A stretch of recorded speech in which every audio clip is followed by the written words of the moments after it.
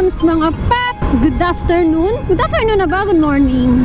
Basta, maulan na araw. Yun na lang, pinaka-easy na maulan na araw kasi nag-aambon-ambon today. So ngayon guys, pupunta kami kila Kuya Junel kasi meron kaming ito-try na isang product. Pero si Vinci talaga yung contact nun. Since naghahanap sila ng iba pang riders, kaya sinama ako ni Vinci. Since ako, curious ako sa bagay na yun kung anong meron doon, kaya pumayag na din ako itry sa motor ko. Anyway, meron pala si Vinci yung ginawang video kung saan tinest niya tong motor ko kasi diba before meron tayong issue about hard starting and top speed nito. So siya ang pinagawa ko, kaya eto.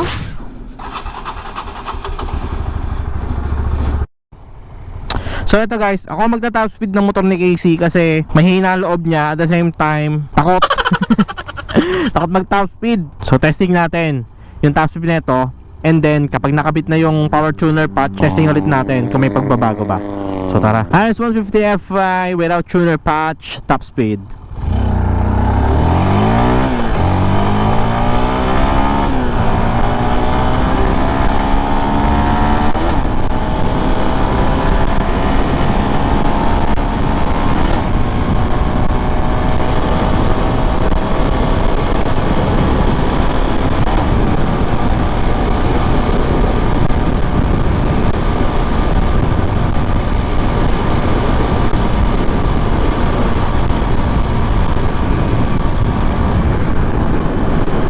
Ganun. Ayaw tumulo. Teka, ulitin ko guys, kasi nung nag power shifting ako, parang umano lang yung clutch, parang dumudulas lang, i-sliding kumaga. Hindi ako magpa power shifting, tapos tignan natin kung may pagbabago pa sa top speed. Kasi di ba na yun, di ba? Nasa 6 gear na, tapos ano lang, 100 kph lang. Baba. Paano nangyari yun? Ito, testing ulit natin ng ng walang power shifting.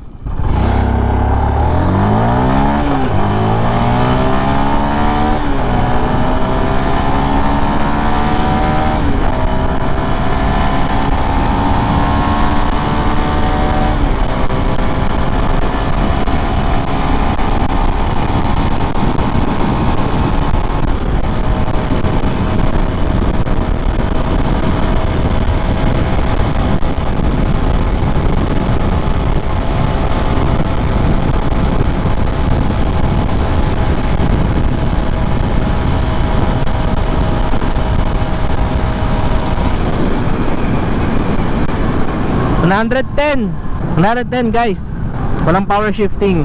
Gusto ko pa siyang i-testing kasi parang may pumipigil eh. Hindi ko alam kung ano, parang walang pumapasok na gas o sadyang wala na siyang gas, kaya parang ganun nga na tipong imbis na tuloy-tuloy lang yung daloy ng gas, pinipigilan, kumbaga napuputol, parang ganun, parang napuputol yung daloy ng gas. Kasi bakit ganun, ang hina. 110 lang, 150cc. May problema dito sa motor niya. Pero lang sumatak eh. Yun nga, walang top speed. Bakit? Ganun. Mamaya malalaman natin kung anong nangyayari sa motor niya. Anyway guys, meron din kaming ibang kasama dito, sila Bad Trip and si Norman. Kasi sila yung hindi busy sa araw na to. Yung iba kasing kampon, may trabaho, yung iba merong mga gawa. Kaya kaming apat, alam niyo naman, mga kalad ka rin din. Kaya ito, kahit weekdays, nagkaka-oras. So yun, mag-update na lang ako kapag andun na kami kila Kuya Junel. Medyo malayo-layo pa at maulan. So yun. A few moments later. So ayun guys, andito pa rin kami. Ang tagal ni Norman. Medyo makulimlim siya guys. Sana hindi magtuloy ang pag-ambon. Pumiyok ako. Ito muli ito ng pag-ambon kasi mahirap na naka-ano lang ako. T-shirt lang ako, then naka-ganito. Nakapansin, naka-sleepers, kaya dugyutin ako ngayon. Pero anyway, shoutout nga pala kay Pops Brum Brum Motovlog for this arm guard. Bigay niya to last year nung pag-ride namin ni Vinci puntang Bicol. Ayan. Akala ko hindi ko magagamit kasi si Vinci kasi puntirya niya to dati. Tapos yung mask lang yung nagamit niya. And eto, nagamit ko ngayon. Buti na lang, di nakita ni Vinci. Pag mga ganitong panahon, magandang gamitin yung mga ganito eh. Kasi di naman ganun kainit. Sa ulan, no? Wala pa tamang protection lang. Yun na ata. Siya na ba? Hindi pa siya yun. Di ba may ganito ako dati? May isa kong ganito guys binili ko. Tapos nung nakita ni Vinci, hiniram niya. Pagbalik sa akin, punit-punit na. Punit na! May punit na yon. Ano ka? Hindi yun regalo! Pinahiram ko lang siya guys. Kasi nag-ride lang kami ng malapit. Ayaw niya mag-jacket. Ayan. Pag tingin ko, maluwang na sa akin. May mga punit na. Kaya binigay ko na lang. Alam mo yung kanyang feeling na pinahiram mo lang, pero dahil sa mapangit na yung kondisyon, mapipilitan kang ibigay na lang eh. Norman, ano na? Uy, Norman, ano na? Oh, eto na si Norman eh. One eternity later. Kanina pa kami! So yun guys, ito na si Norman, and hapatilan lang kami ng ulan. Later, go na kami. Soon after. So yun guys, dito na kami kila Kuya Jonel, and hinihintay na din namin sila Sir Mark.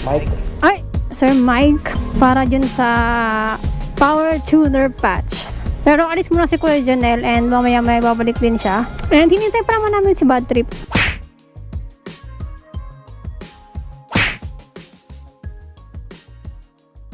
Ito kasi, sama na lang. Ito dito, sample tayo dito. Open ko yun. Kahit anong tong motor napabig bike o sasakyan, pwede.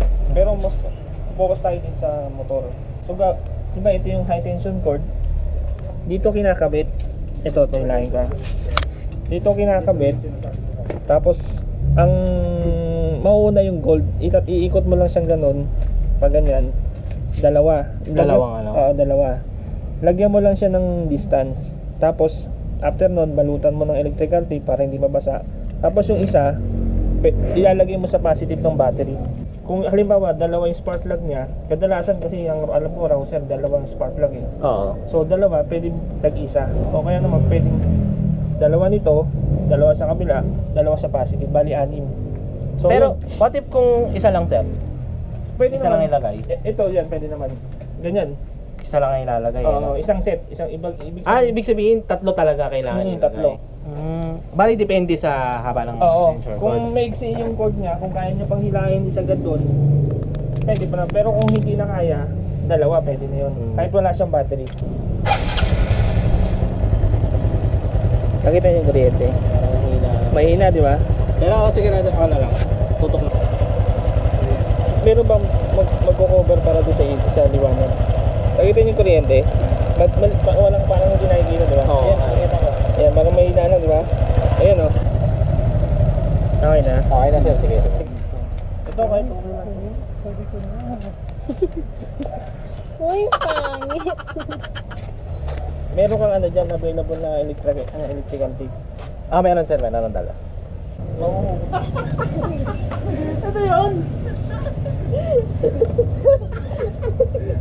Sir, tingnan nyo. Mas mura kasi pag Okay na po yung ganyan.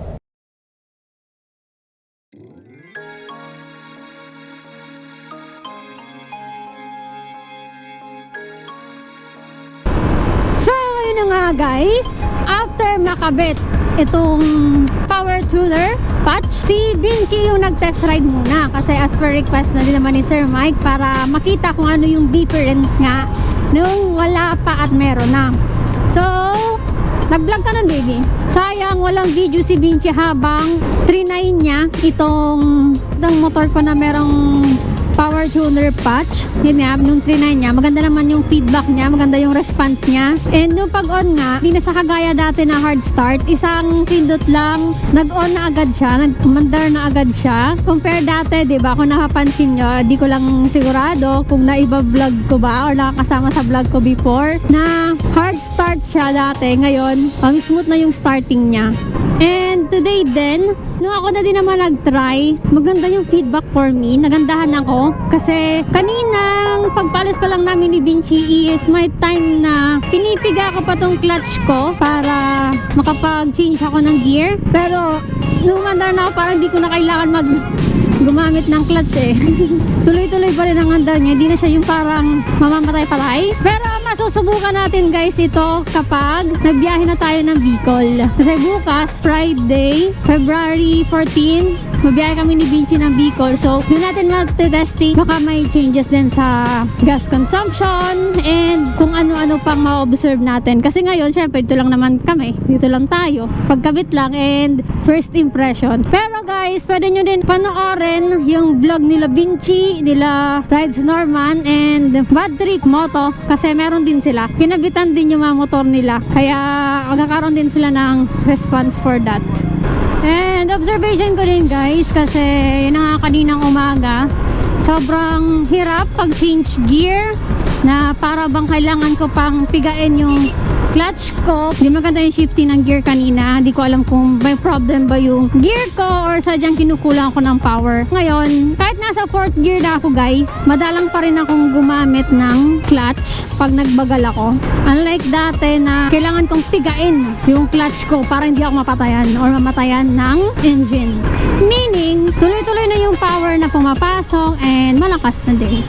Di ko alam kung nakuha nan sa video kasi kanina tinatry kong videohan kaso yung cellphone ni Vinci is low watt and ito naman sa GoPro di masyado siyang kita kasi may kalayuan nga siya kila Kuya Jonel and natatakpan syempre nila Kuya Jonel. Kaya hingi na lang kay Norman ng before and after ng kakalagay ng patch yung hatak na paganda niya. Tingnan natin kung titipid ba sa gas kasi sabi nila mga 20 to 30% ang gas efficiency. So yun, tingnan natin kung totoo ba talaga na nakakatipid ng gas etong patch. Bukas sa biyahe tayo ng Bicol, doon natin masusubukan. Bilangin natin. Kasi ang alam ko is kada din ko binibilang pero base kay Vinci 200 kilometers ang full tank niya guys. Masubukan natin kung ganun pa din ba or mas makakatipid tayo. So I think hanggang dito na lang muna ang aking vlog. Yung ibang update ko, lalo na sa gas consumption, very helpful siya. So malaking bagay ang ganito para sa ating mga naglo-long ride, mga nagra-ride is nakakatipid sa gas and at the same time malakas yung power, diba? Kaya tignan natin, we'll update you. So ayun na nga guys, hanggang dito na lang magtatapos ang aking vlog. Anyway, invite ko lang kayo. Ako na nag-i-invite, hindi naman to event ko guys, pero as per request na din ni Ma'am Tattooed Nurse, magkakaroon sila ng King of Kings 1,000 kilometers endurance challenge sa Dagupan City. If gusto nyo guys sumali, check nyo lang yung link sa description box ng aking vlog and doon makikita nyo yung kung paano sumali and yung mga kailangan yung gawin. Ayan, thank you so much. Visit nyo na lang guys yung post nila for other infos. Ayan. So, ayun, hanggang dito na lang aking vlog. Salamat sa inyong panonood, sa paglalike at sa pag-share. Thank you sa mga nagsusupport na aking Facebook page. Yung link yan guys ay nasa description below. Yan lang po ang nag-iisang Downshift KC page. So, thank you din kay Sir Mike for this product. Yung Dado guys! Ride safe! Peace out!